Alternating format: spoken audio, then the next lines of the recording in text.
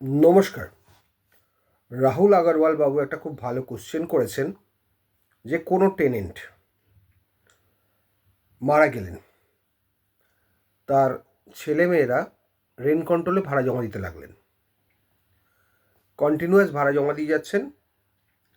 টেনেন্টের মারা যাওয়ার 5 বছর বাদেও তারা রেন্ট কন্ট্রোলে ভাড়া জমা দিয়ে যাচ্ছেন অ্যাজ এ টেনেন্ট হিসেবে। সেক্ষেত্রে 2G যদি ল্যান্ডলর্ড করে, টেনেন্ট কোনো বেনিফিট পাবে কি পাবে না?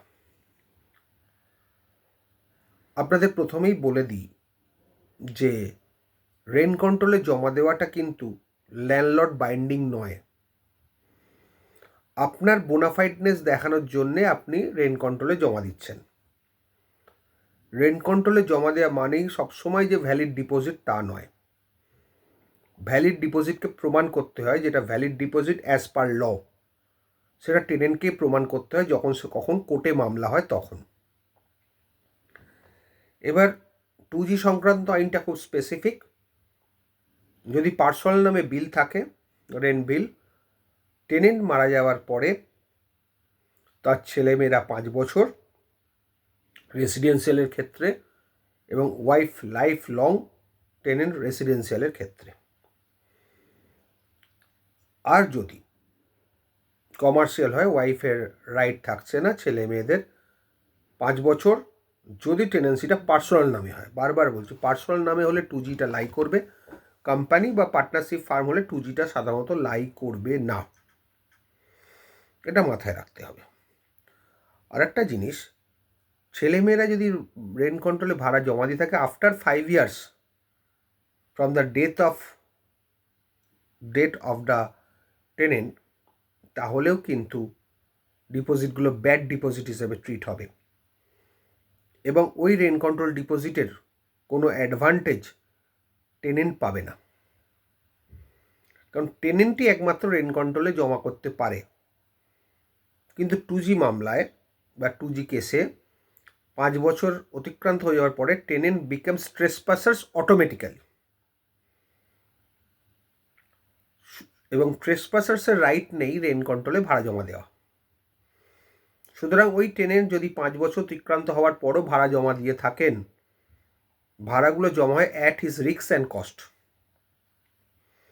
তাহলে 5 বছরের পরে যে ভাড়া জমা দিয়ে গেছেন সেগুলো হয়ে যাবে ব্যাড ডিপোজিট,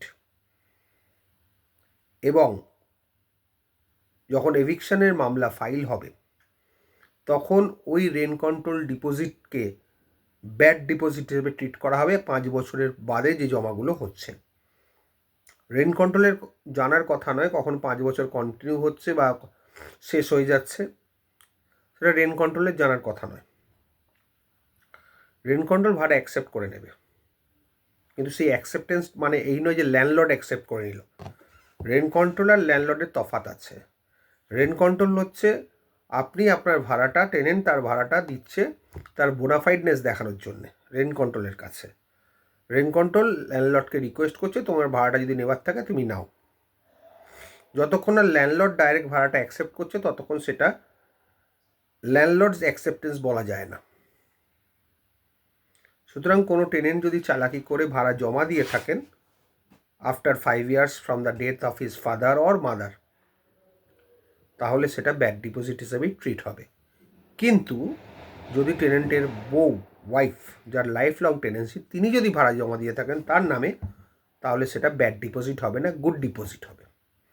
কারণ স্ট্যাটিউট তাকে লাইফ লং টেনেন্সি রাইট দিয়ে গেছেন, যদি না তার এগেনস্টে এভিকশন মামলা হয় অন্য কোনো গ্রাউন্ডে, বা এভিকশন নোটিশ যায় অন্য কোনো গ্রাউন্ডে, 6(4) নোটিশ। আশা করি ক্লিয়ার করতে পারলাম।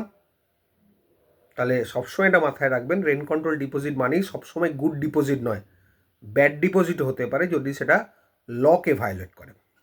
Thank you.